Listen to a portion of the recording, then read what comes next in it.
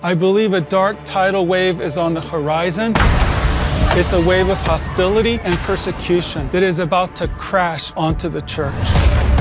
We have been conditioned not to expect persecution. It's because I know how dangerous, how difficult persecution can be that I have such a sense of urgency for the United States. I'm focusing on preparation of the heart to be faithful till the end. Hello, everyone. In this session, I want to talk about one of the very real dangers we have to guard against as we face difficult times. This is offense, and specifically, becoming offended at God. I really struggled with this and came close to losing my friendship with God. The conditions of my imprisonment, the isolation, the loneliness, the fear that I would never be with my family again, all of these were difficult. But I understood intellectually that this was persecution. I didn't like it, but I understood it to some degree. What I could not understand was that for the 2 years in prison, I had no sense of God's presence. So I had expected that even in weakness and grief, I would have a supernatural sense of strength and joy. But I didn't have any sense of strength, and I had no joy.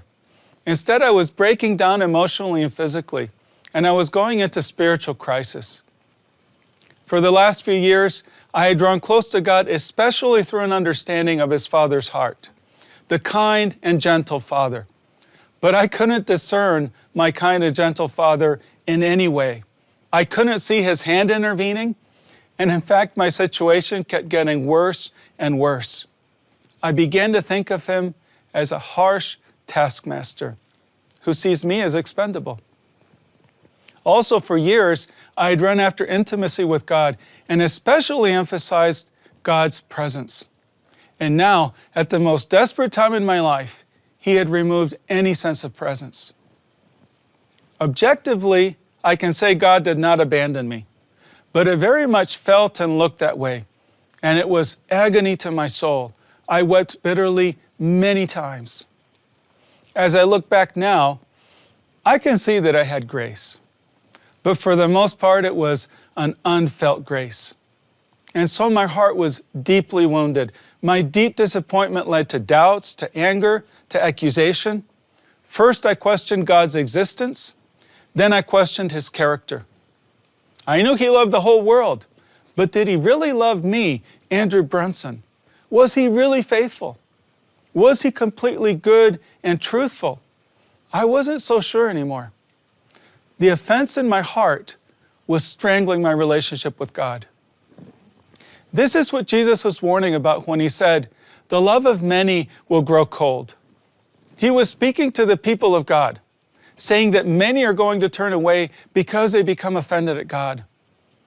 When something bad happens, when there's a natural disaster, or even a terrible event that is directly the result of man's sin, like a mass shooting or a war, most people become angry at God. They blame Him. God, if You're all powerful and loving, why don't You intervene? How can You let this happen? So Jesus warned specifically that believers will become offended that God allows evil to metastasize. That is, the degree of wickedness that God will allow. And believers will also be offended at the judgments that God brings as a consequence of this wickedness.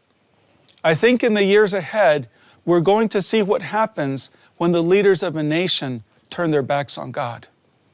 We as believers are not under judgment, but we are embedded in a nation that is entering a period of judgment. Believers will also be offended because of the intensity of persecution, the suffering from this. God, how could You let this happen to me? I've been an obedient son. That's what I said.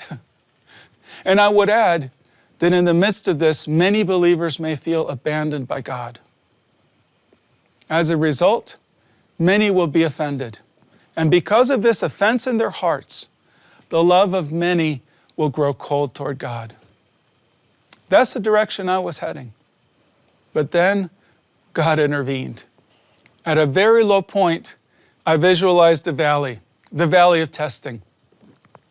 Now, God does not cause all our difficulties, but in the midst of our difficulties, He does test us. And this valley of testing was full of the skeletons, the dry bones of believers who had failed in their tests. I'm not talking about whether they go to heaven or not.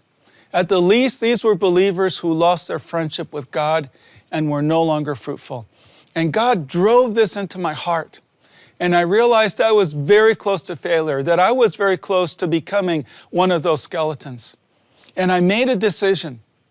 I knew that I could not do much to fight for my freedom, but I could fight for my relationship with God. I needed to fight for my relationship with God because I was very close to losing it. And I made a decision with my will, not with my emotions, because they were in turmoil. But I decided with my will, whatever you do or don't do, I will follow you. I said this to God. If you do not let me sense your presence, I will still follow you. If you don't speak to me, I will still follow you. If you don't show me your gentleness or your kindness, I will still follow you. If you leave me in prison, I will still follow you. I will follow you. I was setting aside my demands and any conditions I had placed on God. And I determined to turn my eyes toward God. This was such an important decision. At my weakest point, I couldn't turn my eyes very far, but turning them even 1 degree toward Him, rather than 1 degree away from Him, is all the difference in the world. Turning toward Him even 1 degree positioned me to receive grace from Him, and He started to rebuild me. Now, I had to make this decision again and again. Every time I was in a pit, every time there was a setback, every time I had doubts and questions, every one of those times I had a choice, and I chose to turn toward God rather than away from Him. I underline this because no matter how desperate your situation, no matter how deep the pit, you can turn toward Him. You must turn toward Him. It's a choice. Even 1 degree will make all the difference. Another thing that helped me was to visualize a lockbox. So I imagined taking my questions, my doubts, accusations, offense, and putting them into a box, and then I locked it securely. And I said, God, you and I are the only ones who are able to open this box. You can open it anytime you want if you want to deal with all of these things. But as for me, I make a decision with my will that I am not going to open this box. I won't entertain these doubts and questions any longer. I will not give them a place in my mind. And this was very important. This was a key thing. I said, I do not need to have answers to have a relationship with you. Now, after this, I did have questions and doubts, but I sent them to the lockbox. And this broke the stranglehold of doubt and offense on my heart so that I was able to begin to receive truth again. I had been focused on my questions, but at some point I became aware that God had questions for me. I was questioning God's love and His faithfulness, but it wasn't God's love and faithfulness that were being tested. They're constant, they don't change. It was my love, it was my faithfulness that was being tested. And God had questions for me. Andrew, will you continue to love me even when you don't feel or see my love? Andrew, will you be faithful to me even when you don't see my faithfulness? Here's the truth. God does test His children. And one of the tests is overcoming offense.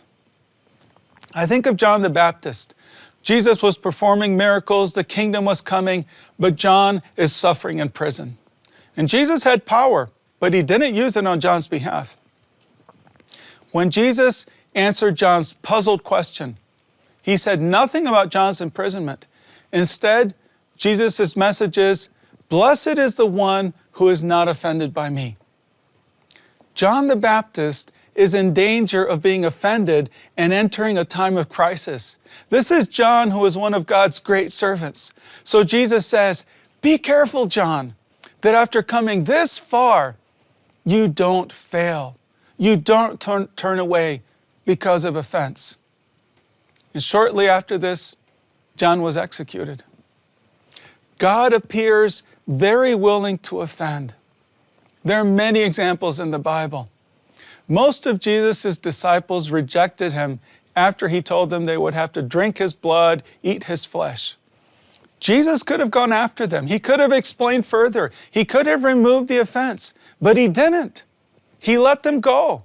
He let the offended leave, and he didn't try to win them back. In contrast, another time, Jesus appears to insult a woman. He basically compares her to a dog, but she overcomes the offense. She will not leave, and she and her child are saved.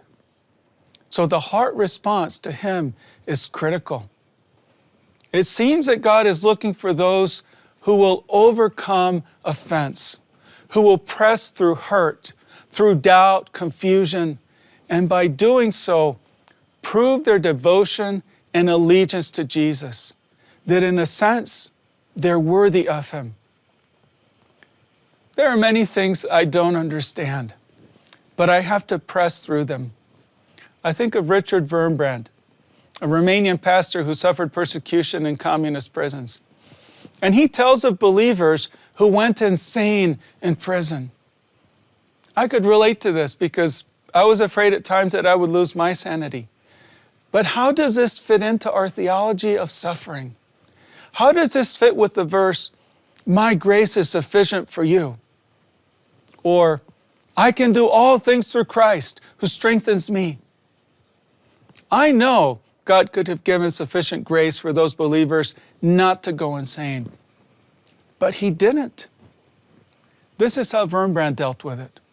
He said, their insanity is beautiful to God. They lost their minds because of their faithful commitment to Jesus. And this means it was a beautiful sacrifice. It's all been made right now. They're in heaven. But this demonstrates the human cost of suffering. When it comes to persecution, there are no guaranteed outcomes in this life. We don't know what the immediate results will be. We live with uncertainty. We don't know how, when, or even if our difficulties will end. And this uncertainty tests our hearts. Some people have said to me that the main narrative of my imprisonment was trusting God. Andrew, you were just trusting God. I'm not sure about this. Often when we talk about trust, we link it to an outcome. For example, some people sent messages through Noreen, Andrew, just trust God. What they were really communicating was, Andrew, trust that God is going to rescue you from prison. But I couldn't find any verse that said, Andrew will get out of prison. Now, trust is very important to God. I'm not sure how well I understand it. So this is how I apply it in my life. I lean into the leadership of Jesus. I can say, Jesus, I believe you're a good leader. I don't know what you're going to do. I don't know what difficulties you will take me into. But I can say that you're a good leader. You will accomplish what you want to in my heart, and you will take me through to your kingdom. And I lean into his leadership. I don't have to understand. I just have to lean into him. Isaiah 50 verse 10 became my theme verse in prison. So God is speaking to Israel in exile. For the one who walks in darkness and has no light, let him trust in the name of the Lord and lean on his God. God could have said, I'm going to send light right away. Look for the light. Expect the light. But he didn't. He said, when you're in the dark with no light, lean on me. Noreen has imagined a Job-like setting in which Satan says to God, take away Andrew's sense of your presence and you'll see what happens. And God says, okay, I will, and you will see what happens. I think part of my testing was that I not have a sense of the presence of God, that I not have his voice. God wanted me to learn to stand in the dark, to lean into Him, whatever my feelings, whatever my circumstances. People sometimes tell me about a difficulty they're going through only to back off. Oh, but mine is not as difficult as yours, Andrew. And I say, wait, hold on.